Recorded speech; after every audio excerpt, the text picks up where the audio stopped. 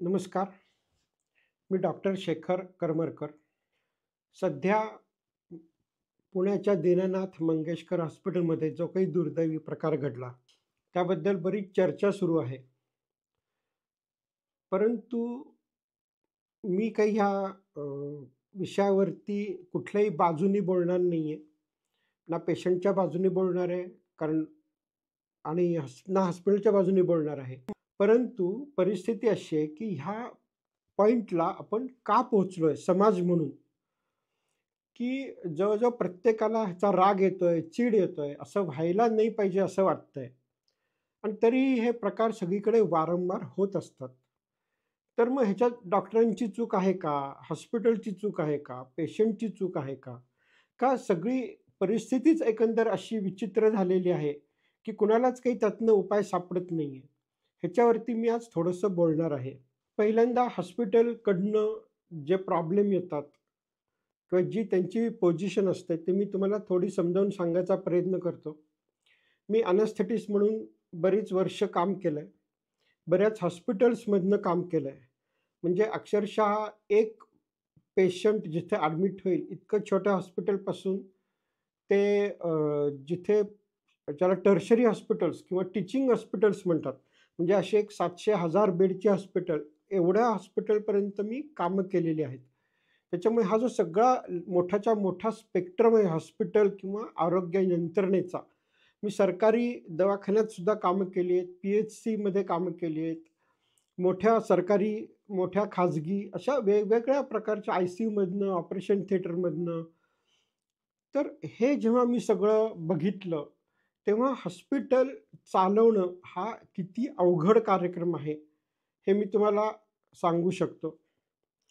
की आज जो मुलगा एम-बी-बी-एस आणि एम-डी हे शिकून म्हणजे जवळ-जवळ त्याच्या आयुष्याची 10-12 वर्ष घालून, तो जेव्हा त्याच्या हातात ती डिग्री मिळते आणि तो म्हणतो, की आता मला प्रॅक्टिस करायची आहे, आता मला ऑपरेशन करायचे आहेत, आता मला पेशंटला ट्रीट करायचं आहे. तर त्याच्यापुढे इतका मोठा डोंगर समस्यांचा म्हणा किंवा काय करू, म्हणजे कोठे जावे, काय करावे, अशी त्याची परिस्थिती होऊन जाते. कारण जर त्याला सेपरेट छोटासा क्लिनिक जरी टाकायचं म्हटलं, तरी जवळ-जवळ 1,00,00,000च्या खाली खर्च येत नाही. मुंबईत किंवा पुण्यासारख्या ठिकाणी 2-2.5 कोटी सहज लागतात. फक्त क्लिनिक, जिथं ओ-पी-डी ज्याला आपण म्हणतो, की जाऊन पेशंटला तपासायचंय, बोलायचंय आणि पेशंटला तुम्हाला ॲडमिट करायचं नाहीये, कुठली प्रोसिजर करायची नाहीये, तरीसुद्धा तुम्हाला 1 ते 2 कोटीचा खर्च कमीत कमी गृहीत धरून चाला. जर तुम्हाला छोटंसं नर्सिंग होम काढायचं असेल, जिथं फक्त नॉर्मल डिलिव्हरी केल्या जातात किंवा छोटीशी ऑपरेशन केली जातात, त्याचा खर्च 10-12 कोटीच्या पुढे जातो. आणि जर तुम्ही त्याच्याहून मोठं हॉस्पिटल काढायचा विचार करत असाल, तर इंडिव्हिज्युअल लेव्हलला तुम्ही त्याचा विचार करू सुद्धा शकत नाही. म्हणजे मग त्यावेळी तुम्हाला जवळ-जवळ 8 ते 10 डॉक्टर मित्रांबरोबर, कुठल्यातरी कंपनीबरोबर पैसे गोळा करून, उभा करून मग ते हॉस्पिटल सुरू करता येतं. इतकं वैद्यकीय शिक्षण तर एक प्रचंड महाग झालेलं आहेच आहे. म्हणजे त्याला जेव्हा मुलगा एम-बी-बी-एसला ॲडमिशन घेतो, त्या पायरीपासून तो एम-डी होऊन किंवा त्याच्यापुढे डी-एम होऊन, एम-सी-एच होऊन बाहेर पडतो. तोपर्यंत त्याच्या आयुष्याची वर्ष तर गेलेली असतातच असतात. जवळ-जवळ कोटी 2 कोटीचा खर्च गेलेला असतो. आता after all this is a business. Hospital चालवणे हे पण सोपं काम नाहीये. हॉस्पिटल चालवण्यासाठी जे काही रेग्युलर म्हणजे रोजच्या दैनंदिन वापरामधले जे खर्च आहेत, त्यातले अगदी काही उदाहरणं सांगायची म्हटली, तर तुम्हाला लोकांचे पगार द्यायला लागतात. जेवढे ट्रेंड आहे, जेवढे क्वालिफाईड लोक आहेत, त्यांचे तेवढ्या प्रमाणात पगार द्यायला लागतात. कारण तुम्हाला चांगली लोकं कामासाठी पाहिजे असतात, अनुभवी लोकं कामासाठी पाहिजे असतात, जी लवकर मिळत नाहीत. ही सत्य परिस्थिती आहे. नंतर तुम्हाला इलेक्ट्रिसिटीचे चार्जेस असतात, जी प्रचंड येतात. कारण गव्हर्नमेंट हे हॉस्पिटलला बिझनेसच्या रेटनी, फॅक्टरीच्या रेटनी पैसे लावतं. ते कुठल्याही धर्मादाय किंवा सबसिडाईज किंवा ॲग्रीकल्चरसारखं, रेसिडेन्शियलसारखं पैसे लावत नाही. तुम्हाला फोन लाईन्स लागतात, त्याचे खर्च असतात. नंतर कुठलंही जिथं पेशंट ॲडमिट होतो, त्या हॉस्पिटल आणि हॉटेल ह्याच्यामध्ये जे लागतं म्हणजे हॉटेलमध्ये तुम्हाला कसं सगळं बेड लागतात, पडदे लागतात, चादरी लागतात, साफ-सफाई करायला लागते, एसी लावायला लागतो, कूलर लावायला लागतो, पाण्याची सोय करायला लागते, खायची सोय करायला लागते. सगळ्या सोयी हॉस्पिटलमध्ये करायला लागतात. म्हणजे हॉटेलमध्ये जे लागतं ते हॉस्पिटलमध्ये सगळं लागतं, प्लस त्याच्या पुढे जाऊन मेडिकल फॅसिलिटीज द्यायला लागतात. म्हणजे हॉटेल आणि मेडिकल फॅसिलिटीज ह्या दोन्हीचाही खर्च डॉक्टरांना किंवा त्या ॲडमिनिस्ट्रेशनला करायला लागतो. एकही पेशंट आला नाही तरी महिन्याकाठी कोटी 2 कोटीचा खर्च धरून चाला छोट्या हॉस्पिटलसाठी सुद्धा. इतका प्रचंड खर्च ह्याच्यामध्ये होत असतो. नंतर हॉस्पिटलमध्ये वेगवेगळ्या प्रकारची उपकरणं लागतात. म्हणजे अल्ट्रासाउंडचं मशीन आहे, एक्स-रेचं मशीन आहे, सीटी स्कॅन आहे, एम-आर-आय आहे, फेकोचं मशीन म्हणजे काय. आणि प्रॉब्लेम असा आहे ना, की ही मशीनला एकतर लाईफ असतं. म्हणजे 5 वर्षात ती मशीन बदलतात, त्याच्या नवीन आवृत्त्या येतात, ते टाकून द्यायला लागतात, ती बंद पडतात. त्याचे मेंटेनन्स करता येत नाही, त्याला दुरुस्त करणारं कोणी मिळत नाही. त्याच्यामुळे मशिनरी हा एक इतका मोठा फॅक्टर आहे ह्याच्यामध्ये खर्चामध्ये, की तो कुणी विचारातच घेत नाही. नंतर सरकारचे इतके नियम ह्या हॉस्पिटलला लागू पडतात, की त्याचे कॉम्प्लायन्स म्हणजे त्याच्याप्रमाणे करण्यासाठी आपल्याला खूप माणसं ठेवायला लागतात आणि सगळीकडे बाबू लोक व्यवस्थित पैसे खातात. मग ती म्युनिसिपालिटी असू दे, स्टेट गव्हर्नमेंट असू दे, सेंट्रल गव्हर्नमेंट असू दे, सगळीकडे वजन ठेवल्याशिवाय सरकार काम करत नाही. जे सरकार तुम्हाला अक्कल शिकवतं, की लोकांनी धर्मादाय केलं पाहिजे, चॅरिटी केली पाहिजे. तुम्ही आज किती कुठली सर्टिफिकेट्स आणि परवानग्या घ्यायला जा आणि किती वजन ठेवायला लागतं याचा विचार करा. आणि हा एक अतिशय दुर्दैवी प्रकार भारतामधला आहे, हे मी तुम्हाला खात्रीशीर सांगू शकतो, की वजन ठेवल्याशिवाय, दलाली दिल्याशिवाय, लाच खाऊ घातल्याशिवाय सरकार हॉस्पिटलची कामं पटकन करत नाही. आज सरकार जेव्हा म्हणतं, की गरिबांवरती उपचार करा, आम्ही तुम्हाला पैसे देतो. आजच्या घडीला सरकारकडनं 15 ते 20 हजार कोटी रुपये थकीत आहेत. पैसे दिल्याशिवाय हे लोक बिलं सुद्धा काढत नाहीत.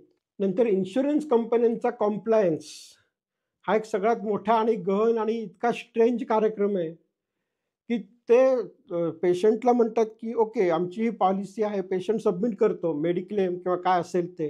कॅशलेस असेल तर त्याच्याकडनं आपण काही पैसे पण घेत नाही. आणि जेव्हा हे क्लेम सबमिट केले जातात, तेव्हा त्याच्यात खोड्या काढणे, चुका काढणे, क्लेम नाकारणे, तिथं पैशाची मागणी करणे, तिथं कट प्रॅक्टिस करणे, हे सगळीकडे इतका कार्यक्रम सुरू असतो, की हे सगळे खर्च डॉक्टरांना त्या हॉस्पिटल मॅनेजमेंटला गृहीत धरायला लागतात. आणि हे जे मी काही खर्च सांगतोय, ते काही काही म्हणजे काही छोट्या गोष्टी सांगतोय. असे बरेच कार्यक्रम कंटिन्युअसली चाललेले असतात हॉस्पिटलमध्ये खर्चाचे. त्याच्यामुळे ह्याच्यापुढे पेशंटनी आम्हाला इथे सवलतीची ट्रीटमेंट मिळेल किंवा कोणीतरी धर्मादाय काम करेल, कोणी चॅरिटेबल काम करेल, कोणीतरी धर्मार्थ काम करेल, अशी अपेक्षा टेक्निकली करू नये अशी परिस्थिती आज प्रत्यक्षात आहे. ही वस्तुस्थिती आहे.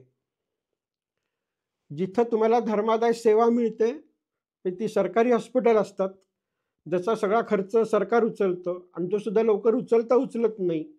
तिथं सुद्धा बरेच प्रॉब्लेम्स आहेत, ते वेगळे. आणि दुसरे असतात, की जे खूप जुने हॉस्पिटल्स आहेत, म्हणजे ज्यांनी अगदी 60, 70, 50 साली हॉस्पिटल काढली आहेत. तर त्यांना काही प्रमाणात हे परवडतं, कारण त्यांना त्यांच्या जागेचा प्रश्न नसतो. कारण त्या जुन्या जागा त्यांच्या असतात, त्या शाबूत असतात. त्यांचे डॉक्टर जुने असतात, जे हे काम बरीच वर्ष करत असतात. परंतु नवीन प्रॅक्टिसमध्ये आलेला डॉक्टर आणि नवीन बांधून सुरू केलेलं हॉस्पिटल ह्यांना हे खरंच परवडत नाही. आणि नंतर एक गंमतशीर असा सगळ्यात मोठा कार्यक्रम असा असतो, की तुम्ही पेशंटला व्यवस्थित ट्रीटमेंट देता. तो बरा होतो. आणि जेव्हा तुम्ही बिल बनवता, म्हणजे समजा तुम्ही 2,00,000 रुपयाचं बिल पेशंटच्या हातात ठेवलं, की लगेच दुसऱ्या तासापासून नगरसेवकाची चिठ्ठी आण, आमदाराची चिठ्ठी आण, खासदारची चिठ्ठी आण. हा पेशंट माझ्या ओळखीचा आहे, कृपया करून त्याचं बिल कमी करावं. अशा चिठ्ठ्यांवर चिठ्ठ्याचे ढीग पडतात. म्हणजे एका पेशंटसाठी 3-3, 4-4 चिठ्ठ्या येतात. आणि ह्याच्यात गंमत अशी आहे, की समजा एक कोणीतरी भाऊसाहेब आहेत, त्यांनी चिठ्ठी पाठवली, की अमुक-अमुक पेशंट माझ्या ओळखीचा आहे आणि त्याला तुम्ही बिलात काय 50% सवलत द्यावी. आणि डॉक्टर असं म्हटला समजा त्याला, की "ओके बाबा, तुझं बिल ₹2,00,000 आहे. मी तुला ₹1,00,000 सवलत देतो. माझ्याकडनं 50,000 देतो. तुमच्या भाऊसाहेबांकडनं 50,000 घेऊन ये किंवा त्यांच्याकडनं 50,000 चेक आण. मी तुझं बिल 1,00,000 करतो." हे कधीही कुठंही होत नाही. त्यांना फक्त चिठ्ठ्या देणं जमतं, सपोर्ट करणं जमत नाही. मॉनिटरी फंडिंग करणं जमत नाही. उलट जिथं पाय घालून अडवता येईल प्रॅक्टिस, की एखादा डॉक्टर प्रॅक्टिस करतोच कसा मी बघतो. मग तिथं जाऊन तोडफोड करणे, काचा फोडणे, धमकावणे, "मी कोण आहे माहीत नाही का? माझं तुम्हाला कळत नाही का? आमचा पेशंट इतका दिवस इथं थांबलाय, तो बरा कसा होत नाही?" म्हणजे पेशंटला काही आजार झाला तर डॉक्टरांना मारहाण करायला सगळेजण पुढे असतात. परंतु जेव्हा डॉक्टरला ती प्रॅक्टिस उभी करायची आहे, त्याला स्किल्ड लोक मिळवायचे आहेत, त्याला फंडिंगची आवश्यकता आहे. बँका किती व्याजाने पैसे देतात हॉस्पिटलला माहिती आहे का तुम्हाला? की जर म्हणजे क्रेडिट कार्डला म्हणजे किती, जर नॉर्मल बँक तुम्हाला तुमच्या ठेवींवरती 7% 8% देत असेल, डॉक्टरांना 15 ते 20% चार्ज केले जातात त्यांच्या लोन्सवरती. हे हप्ते कुठून द्यायचे डॉक्टरांनी? कुठून लोन उभी करायची एवढी? 2 कोटी, 4 कोटी, 5 कोटीचं लोन काढणं सोपं नाहीये. कुठली बँक तुम्हाला पटकन लोन देत नाही. स्वस्तातल्या इंटरेस्ट रेटवरती लोन देत नाही. आणि एखादा हप्ता जरी चुकला तरी त्यांची माणसं येऊन डॉक्टरला धमक्या देतात, कारण डॉक्टरला सॉफ्ट टार्गेट असतो. तो कुठेही पळून जाऊ शकत नाही. त्याची समाजात बदनामीला तो प्रचंड घाबरत असतो. त्याच्यामुळे तो तुम्हाला उलट्या धमक्या देत नाही, उलटी मारहाण करत नाही. आणि तुम्हाला वाटतं की डॉक्टर म्हणजे काय, पैसे खातात, खोऱ्यांनी पैसे ओढतात. परिस्थिती तशी नाहीये मित्रांनो.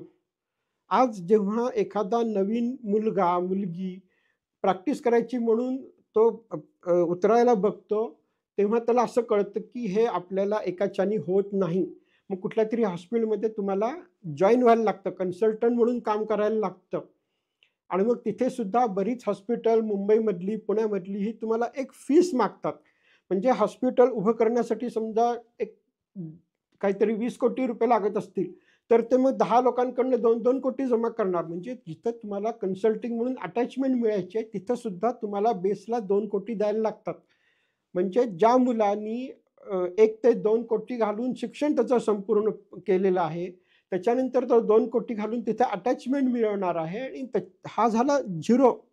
त्याच्यानंतर मग त्याची प्रॅक्टिस सुरू होणार आहे. म्हणजे जेव्हा डॉक्टर ब्रेक इव्हनला येतो, तेव्हा त्याच्या केस गेलेले असतात, त्याला ब्लड प्रेशर झालेलं असतं, त्याला डायबिटीज झालेला असतो, त्याचं पोट सुटलेलं असतं, त्याला स्वतःला व्यायाम करायला वेळ नसतो. कारण बिचारा पैशासाठी इकडं पळ, तिकडं पळ, 10-10 ठिकाणी अटॅचमेंट घे. हे सगळं करून तो मग कुठेतरी श्वास घेऊ शकतो. जी मुलं फक्त रेसिडेन्सी करतात, म्हणजे एम-बी-बी-एस झाली आहेत, बी-एम-एस झाली आहेत आणि त्यांना पोस्ट ग्रॅज्युएशन मिळालेलं नाही आहे सीट्स. मग 1 वर्ष, 2 वर्ष, 4 वर्ष त्यांना एंट्रन्सेस द्यायला लागतात. आणि ह्या सगळ्या फेजमध्ये त्यांना एकतर घरनं पैसे मागवायला लागतात. म्हणजे त्यांच्या वयाच्या 25 ते 30 या फेजमध्ये त्यांच्या आई-बापांकडनं पैसे घ्यायला लागतात. किंवा मग अक्षरशः वेठबिगारासारखं अतिशय म्हणजे 20, 25, 30 हजारामध्ये ज्याच्यात काही खाणंसुद्धा मिळत नाही किंवा राहायला तुम्हाला भाडंसुद्धा परवडत नाही. तसल्या छोट्या न परवडणाऱ्या पगारामध्ये कुठेतरी रेसिडेंट म्हणून, आर-एम-ओ म्हणून, इंटर्न म्हणून अशी कामं करायला लागतात. नाईट करायला लागतात, डेज करायला लागतात. त्याला काय ह्याला बंधन नाही.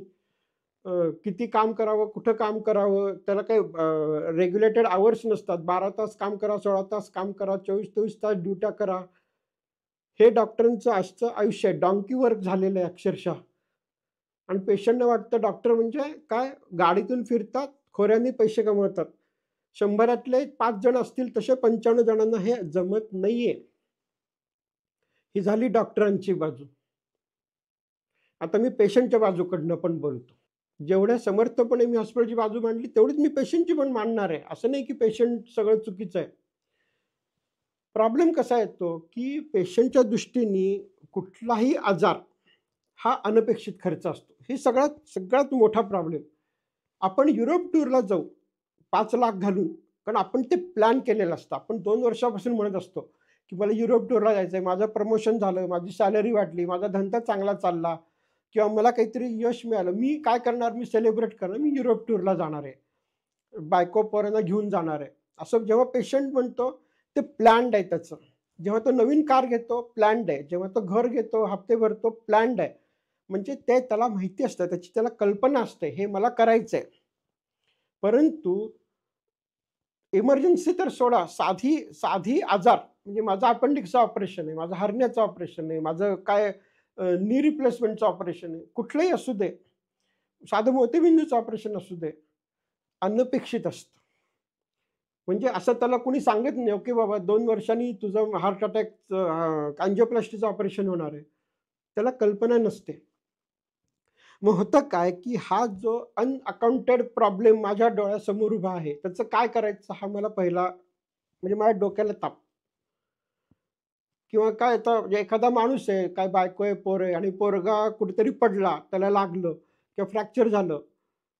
अनपेक्षित आहे ना, की हे म्हणजे आता हा खर्च 50,000चा खर्च, लाखाचा खर्च, 2 लाख करून कुठून मी? हा जो सगळ्यात मोठा प्रॉब्लेम आहे. आता हे अँटिसिपेट करायला लागतं. म्हणजे आता मला काहीतरी किंवा माझ्या कुटुंबातल्या कुणाला तरी हे आजार होणार आहे. कुणाला तरी ऑपरेशन लागणार आहे. कुणाला ॲक्सिडेंट होऊ शकतो. कुणाला हरण्याचा त्रास होऊ शकतो. कुणाला मोतीबिंदूचा होऊ शकतो. कुणाला काही गोळ्या औषधं सुरू होणार आहेत. म्हणजे हे होणार आहे. हे होऊ शकतं. ह्याची आपण तजवीज करायला पाहिजे. म्हणजे एक 5,00,000, 10,00,000, 20,00,000 बाजूला काढून ठेवले पाहिजेत. किती जण काढून ठेवतात? 1% सुद्धा नाही. मग त्याच्यानंतरची पॉइंट काय तो इन्शुरन्स काढा. Medical insurance. आता मेडिकल इन्शुरन्स हा इतका चक्रम आणि विचित्र आणि स्ट्रेंज कार्यक्रम आहे, की त्याच्याबद्दल मला एक वेगळा व्हिडिओ बनवायला लागेल. पण थोडक्यात सांगायचं म्हणजे एकतर तुम्हाला इन्शुरन्सचे प्रीमियम भरायला लागतात. इन्शुरन्स डिनाय म्हणजे तुमचा क्लेम डिनाय करण्याचे प्रमाण प्रचंड असतं, जे तुम्हाला आधी कळत नाही किंवा त्याचा अंदाज येत नाही. आणि गंमत कशी आहे ना, हे इन्शुरन्समुळे इन्फ्लेशन होतं. म्हणजे आता समजा एखादा पेशंट गरीब आहे. तो म्हटला डॉक्टरकडे गेला. म्हटलं, "डॉक्टर साहेब माझं मोतीबिंदूचं ऑपरेशन आहे. मला परवडत नाही. तुम्ही किती कमीत कमी खर्चात करू शकाल?" डॉक्टर म्हणाले, "ठीक आहे, मी 25,000त करतो." पण जर एखादा माणूस गेला, "माझं मोतीबिंदूचं ऑपरेशन करायचं आहे आणि हे माझं काय कॅशलेस आहे." तर होतं काय, की जे ऑपरेशन 25,000त करायचं ते 50,000 लावले जातात त्याला. कारण तो क्लेम सबमिट त्याचा खर्च असतो. त्या क्लेमचा कॉम्प्लायन्स म्हणजे त्या क्लेमसाठी माझं हॉस्पिटल योग्य पद्धतीने त्याला सँक्शन करून घ्यायचं ह्याचा खर्च असतो. बऱ्याच ठिकाणी पैसे खाल्ले जातात ह्याच्यामध्ये आणि आता समजा मी 10 ऑपरेशन केली आणि त्याच्यातली 2 क्लेम रिजेक्ट झाले. ते पैसे पेशंट भरत नाही. ते मला ह्याच्यातूनच तजवीज करायला लागतात. त्याच्यामुळे बऱ्याच हॉस्पिटलचं अशी माइंडसेट आहे किंवा तशी मोडस ऑपरेंडी म्हणजे त्यांच्याशी कामाची पद्धतच ठरून गेलेली आहे, की जेव्हा एखादा माणूस इन्शुरन्सचे क्लेम सबमिट करतो, तेव्हा नॉर्मल खर्च ₹100 असेल, तर तो 150, $200, 200 करायला लागतो त्यांना. त्याचा अर्थ ते बदमाशी करतात असं नाही होत. त्याचा अर्थ त्यांना ते करणं भाग पडतं हा आहे. मग जेव्हा आपल्याला एखादा मेडिकल प्रॉब्लेम आपल्यासमोर दत्त म्हणून उभा राहतो आणि मग त्याचं काय करायचं कळत नाही, तेव्हा मग आपण काय करणार? भाऊसाहेबांना फोन करणार, अण्णासाहेबांना फोन करणार, की डॉक्टरांना बिल कमी करायला सांगा. हे तुमच्या ओळखीचे आहेत का? ते तुमच्या ओळखीचे आहेत का? म्हणजे ह्यात काही चुकतंय असं माझं म्हणणं नाहीये. ही भारतीय समाजाची काम करायची पद्धत आहे एक, की आपण आपल्याला कुणीतरी भाऊसाहेब आधाराला लागतो किंवा तो आधार आहे का याचा आपण मिळवायचा प्रयत्न करतो. परंतु आपण असा विचार करत नाही, की डॉक्टरांना त्यांचा स्वतःचा काही खर्च आहे, त्यांची इन्व्हेस्टमेंट आहे, त्यांचं स्किल आहे, त्यांचं एज्युकेशन आहे आणि ह्याच्यासाठी पैसे देणं आवश्यक आहे. कारण शेवटी आज मेडिकल सिस्टम ही कमोडिटायझेशन म्हणजे त्याचा एक व्यवहारात रूपांतर झालेलं आहे. कारण आज ग्राहक न्यायालयामध्ये डॉक्टरांना केस डिफेंड करायला लागतात. त्यांनी त्यांचे निर्णय का घेतले हे सांगायला लागतं. पूर्वीसारखं राहिलं नाही. तर तुम्हाला एक छोटं उदाहरण सांगतो, की परिस्थिती किती बदलली आहे, की साधारणतः 1960-70 साली कॅटरॅक्टची ऑपरेशन जी अतिशय जुन्या पद्धतीने केली जायची आणि त्याच्यानंतर एक मोठाच्या मोठा सोडा वॉटर ग्लाससारखा चष्मा लागायचा. त्या प्रकारची ऑपरेशन्स 100 ऑपरेशन केली तर 10 जणांचे डोळे जायचे, ते अंध व्हायचे आणि तरीसुद्धा पेशंटची तक्रार नसायची. कारण पेशंटला हे माहिती होतं, की आपल्याला जे मोतीबिंदूचं ऑपरेशन आहे ते रिस्की आहे. त्यात डोळा जाऊ शकतो. टेक्निक विशेष उपलब्ध नाही आहे. डॉक्टरांच्या परीने ते प्रयत्न करणार आहेत, परंतु अंध झालं तर डॉक्टरांवरती आपण खापर फोडू शकत नाही. ही होती 60-70 सालची परिस्थिती. आज परिस्थिती अशी की हजारातल्या एखादा पेशंटचा डोळा जर गेला, तर पेपरमध्ये बातम्या येतात, त्या डॉक्टरची तोडफोड होते, त्याच्यावरती दगडफेक होते आणि त्यांनी जे 1000 ऑपरेशन करून मिळवलेलं पुण्य ते एका एका कॉम्प्लिकेशननी मातीमोल ठरतं. ही जी टांगती तलवार डॉक्टरांच्या डोक्यावरती आहे, ती वाढवण्याचं काम पेशंट ह्या सगळ्या प्रकारातून करत असतो. कारण मीडिया ट्रायल फार सोपी झालेली आहे. प्रत्येकाकडे आज फोन आहे. तो म्हणतो, "हे हॉस्पिटल, हे डॉक्टर ह्यांनी मला ट्रीटमेंट चांगली दिली नाही. ह्यांच्यामुळे माझा पेशंट मेला. ह्याच्यामुळे माझे कॉम्प्लिकेशन झाले. ह्यांनी एवढं बिल लावलं. ह्यांनी बिल कमी केलं नाही." प्रत्येकजण पत्रकार झालेला आहे आज.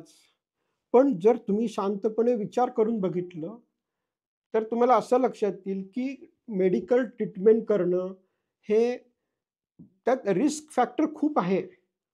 जेव्हा म्युनिसिपॅलिटी एखादा रोड बांधते आणि त्या रोड बांधण्याचं टेक्निक, त्याचं इंजिनिअरिंग हे पूर्ण प्रूव्ह झालेलं आहे आणि त्या पद्धतीने, त्या सामग्रीनिशी, त्या टेक्निकनिशी, त्या मशिनरीनिशी जर रोड बांधला तर तो 10 वर्ष उखडला जाणार नाही, हे प्रूव्ह झालेलं आहे.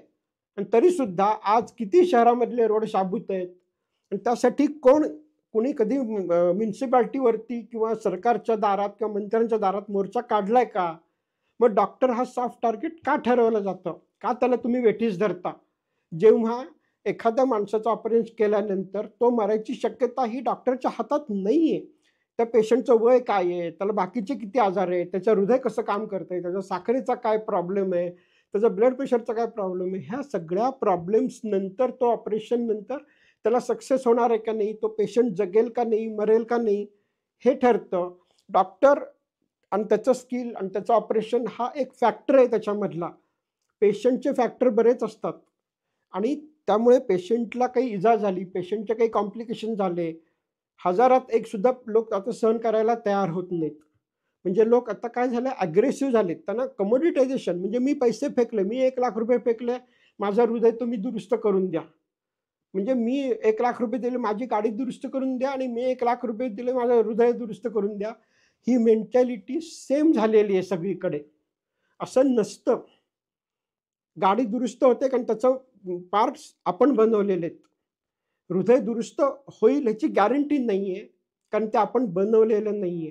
त्यामुळे पेशंटनी एवढं लक्षात घ्यायला पाहिजे, की रिस्क फॅक्टर हा डॉक्टरच्या हातात 100% नसतो. ही पहिली गोष्ट. डॉक्टरला त्याचे स्वतःचे अनंत खर्च असतात. ही दुसरी गोष्ट. डॉक्टर पळून जात नाही. डॉक्टरला त्याच्या इज्जतीचा फार मोठा प्रॉब्लेम असतो. ही तिसरी गोष्ट. आणि डॉक्टरशी आपण सॉफ्ट वागलं पाहिजे. डॉक्टरला रिस्पेक्ट दिला पाहिजे. कारण आता मला जर काही झालं, मला ॲक्सिडेंट झाला, माझं हरण्याचं ऑपरेशन आहे, माझं मोतीबिंदूचं ऑपरेशन आहे, माझं काय गुडघ्याचं ऑपरेशन आहे.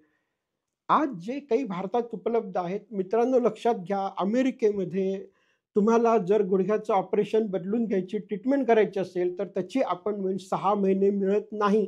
भारतामध्ये ती दुसऱ्या, तिसऱ्या दिवशी मिळते. 1 आठवड्याच्यात तुमचं ऑपरेशन होऊन तुम्ही अजून 1 आठवड्यात चालायला लागू शकता. हे भारतात शक्य आहे. हे जर तुम्हाला असं ठेवायचं असेल, तर डॉक्टरांशी आदरपूर्वक, प्रेमाने वागा. नाहीतर हे मिळणार नाही तुम्हाला. डॉक्टर सोडून जातील, हॉस्पिटल बंद करतील, ते हॉटेल काढतील आणि तुम्हाला ट्रीटमेंट बंद होईल मिळणं. कारण ही जी हॉस्पिटलनी ही जी सिस्टम सुरू केली आहे, की तुम्ही ₹10,00,000 भरा, ₹20,00,000 भरा, ₹25,00,000 भरा, तर आम्ही तुमच्या पेशंटला हात लावू. हे का झालेलं आहे?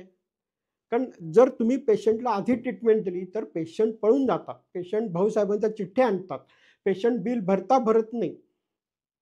हे डॉक्टर त्यांच्या मागे पडू शकत नाही. त्यांच्याकडे तेवढा वेळ नसतो, पेशन्स नसतो आणि त्यांच्या मागे पडायला माणसं नसतात डॉक्टरांकडे. त्याच्यामुळे तुम्ही आधी पैसे भरा, मग आम्ही तुम्हाला ट्रीटमेंट देऊ. ह्याशिवाय पर्यायच राहिलेला नाहीये या सिस्टममध्ये. त्याच्यामुळे पेशंटला जो खर्च आकस्मिकपणे उभा राहतो, त्याच्यासाठी तरतूद करणं, त्याच्यासाठी 20-25 लाख रुपये बाजूला काढून ठेवणं, हे प्रत्येकासाठी आज आवश्यक बाब झालेली आहे. आणि ह्याच्या पलीकडे जाऊन आता मी तिसरा मुद्दा मांडतो. आपल्याला जे आजार होतात, त्यातले लाईफस्टाईल डिसीजेस म्हणजे त्यात ओबेसिटी आहे, डायबिटीज आहे, ब्लड प्रेशर आहे, PCOD आहे, अनंत प्रकारचे लाईफस्टाईल डिसीजेस हे पूर्ण प्रिव्हेंटेबल आहेत. आणि ऑटोइम्युन डिसीजेस हे पण पूर्ण किंवा बऱ्याच अंशी प्रिव्हेंटेबल आहेत. म्हणजे जर तुम्ही तुमची लाईफस्टाईल सुधारली, खाणं-पिणं सुधारलं, दारू किंवा सिगारेटसारखी व्यसनं केली नाहीत, रोज व्यवस्थित व्यायाम केला, तर तुम्हाला जे काही रोग होतात त्यातले 68% रोग होत नाहीत. मालन्यूट्रिशन होत नाही. वाढ चांगली होते, दात चांगले राहतात, कान चांगले राहतात, शरीर चांगलं राहतं, व्यवस्थित राहतं, आजारी पडण्याचं प्रमाण कमी होतं. त्याच्यामुळे जसा तुम्ही मेडिकल इन्शुरन्स काढता, त्याप्रमाणे तुम्ही तुमचे शरीर चांगलं ठेवण्यासाठी व्यायाम करणं, खाणं चांगलं ठेवणं, वाईट व्यसनं बाजूला ठेवणं, वाईट खाणं-पिणं बाजूला ठेवणं, हे करणं भयंकर आवश्यक झालेलं आहे. म्हणजे जसं मी म्हटलं, की 10 ते 20 लाख रुपये तुम्ही बाजूला काढून ठेवा. तर तुम्हाला लाँग टर्ममध्ये तुमचं आयुष्य चांगलं ठेवायचं असेल, तुमच्या इमर्जन्सीज कमी करायच्या असतील, तुमचे ऑपरेशन्स कमी करायचे असतील, तुमच्या डॉक्टरांच्या व्हिजिट कमी करायच्या असतील, औषधांचे खर्च कमी करायचे असतील, तपासण्या खर्च कमी करायचे असतील, तर तुम्ही साध्या गोष्टी पाळा, की आपल्याला आपला आहार चांगला ठेवणे, आपला व्यायाम चांगला ठेवणे, झोप व्यवस्थित ठेवणे, स्ट्रेस कमी घेणे, व्यसनं न करणे, ह्या साध्या-साध्या गोष्टी ज्या आपल्या पूर्वजांनी पूर्वापार सांगून ठेवलेल्या आहेत, त्या पाळा, त्या कटाक्षाने पाळा. तुमचे प्रॉब्लेम्स कमी होणार आहेत, तुमचे खर्च कमी होणार आहेत. कारण ह्याच्यापुढे मुद्दा तुम्हाला सांगतो, मागच्या 10 वर्षामध्ये महागाई 56% वाढली आहे आणि मेडिकल एक्सपेन्सेस हे 250% वाढलेले आहेत. 10 वर्षापूर्वी ज्या प्रोसिजरला ₹1,00,000 लागतील, त्याला आज ₹2.5 लाख लागतायत. हे मेडिकल इन्फ्लेशन जे आहे ते लॉगरिथमिक स्केलनी म्हणजे प्रचंड मोठ्या प्रमाणात वाढतंय. आणि त्याला डॉक्टर जबाबदार नाहीये, त्याला ही सिस्टीम जबाबदार आहे. कारण जो प्लॉट किंवा जो दवाखाना काढायला मला जमिनीची किंमत 10 लाख असेल, ती आज 1 कोटीवर गेलेली आहे. कसा मी दवाखाना काढायचा? अगदी छोट्या-छोट्या गावात सुद्धा मला लवकर जागा मिळत नाही. त्याच्यामुळे हे जे मेडिकल इन्फ्लेशन आहे, आता इन्स्ट्रुमेंटची कॉस्ट पूर्वी साध्या एक्स-रेवरती भागायचं, अल्ट्रासाउंडवरती भागायचं. आज तुम्हाला पेट स्कॅन आणि सिटी स्कॅन आणि एम-आर-आय शिवाय भागतच नाही. मग हे जे खर्च वाढतात, ते कुणी भरायचे? ते पेशंटनीच भरायला लागतात. आज एम-आर-आयचं मशीन किती रुपयाला किंवा किती कोटीनं येतं माहिती आहे का तुम्हाला? त्याचं लाईफ किती असतं? त्याच्यात किती वेळा ते स्कॅन केला जातो आणि त्याचा पर पेशंट किती खर्च येतो? हे सगळे आकडे हे आपल्या कल्पनेच्या पलीकडे गेलेले आहेत. त्याच्यामुळे तुमची तब्येत चांगलं ठेवणं हा सगळ्यात मोठा इन्शुरन्स आहे तुमचा. आता तुम्हाला एक छोटं उदाहरण सांगतो त्याचं, की समजा तुम्ही अ, साखरेचे पदार्थ खाल्ले नाहीत, फास्ट फूड खाल्लं नाही, तर तुमचं दात चांगले राहणार आहेत. फळं खा, भाज्या खा, दात चांगले राहणार आहेत. म्हणजे तुमचा फिलिंगचा खर्च वाचला, तुमचं रूट कॅनलचा खर्च वाचला, तुमचा एक्स्ट्रॅक्शनचा खर्च वाचला, तुमचा इम्प्लांटचा खर्च वाचला, तुमचं कवळी बनवायचा खर्च वाचला. म्हणजे फक्त एक छोटं साधं प्रिव्हेंटेबल आपण जर केलं, तर आपले पुढचे 1000 पटींनी खर्च वाचतात. हे प्रत्येक हे हार्ट अटॅकसाठी खरं आहे, हे ब्लड प्रेशरसाठी खरं आहे, हे डायबिटीजसाठी खरं आहे. प्रत्येक गोष्ट जर तुम्ही आटोक्यात ठेवली, अगदी साध्या गोष्टींनी, तर हा सगळ्यात मोठा इन्शुरन्स ठरणार आहे तुमचा. त्याच्यामुळे आत्ता जी पुण्यामध्ये घटना घडली, तो एक काय आइसबर्गचा टिप म्हणजे मोठ्या हिमनगाचा छोटंसं शिखर आहे. खरा हिमनग तर खाली मोठा आहे, फ्लोट आहे, तो दिसत पण नाहीये. त्याचा आपण विचार करायला पाहिजे. एकीकडे डॉक्टरांची बाजू मी मांडली, दुसरीकडे पेशंटची बाजू मांडली आणि आपल्याला हे सगळं वाचवायचं असेल, मेडिकलचा खर्च वाचवायचा असेल, तर आपण स्वतः निरोगी राहणं, जास्तीत जास्त शेवटपर्यंत तब्येत चांगली ठेवणं, हा सगळ्यात मोठा इन्शुरन्स आहे आणि सगळ्यात मोठी बचत आहे आपली. भारताची लोकसंख्या दिवसेंदिवस वृद्ध होत जाते. वृद्ध लोकांना जास्तीत जास्त आजार असतात. एखाद्या माणसाच्या पूर्ण आयुष्यामध्ये म्हणजे त्याच्या 70 वर्षाच्या आयुष्यात जर त्याच्यावरती त्याच्या मेडिकलवरती 1 कोटीचा खर्च झाला असेल, तर त्यातला 80 लाख 90 लाख हा त्याच्या शेवटच्या 3-4 वर्षात झालेला असतो. म्हणजे म्हातारपण हे मेडिकल दृष्टीने अतिशय महाग झालेलं आहे. त्याच्यामुळे तुम्ही तुमच्या आयुष्याच्या शेवटपर्यंत जितकं व्यवस्थित आनंदी राहाल, तब्येत चांगली ठेवाल, निरोगी राहाल, तेवढा तुमचा खर्च वाचणार आहे आणि तुम्ही तुमच्या पुढच्या पिढीला ते पैसे पाठवू शकणार आहे, देऊ शकणार आहे, त्यांच्यासाठी राखू शकणार आहे. नाहीतर मग पोरांना तुमच्यासाठी कर्ज घ्यायची वेळ येईल. त्याच्यामुळे काय करायचं हे जनतेने ठरवायचं आहे. जर जनता किंवा पेशंट्स नीट वागले नाहीत, पॉलिटिशियन्स नीट वागले नाहीत, तर एक दिवस आपली ही मेडिकल सिस्टीम कोलमडून पडेल.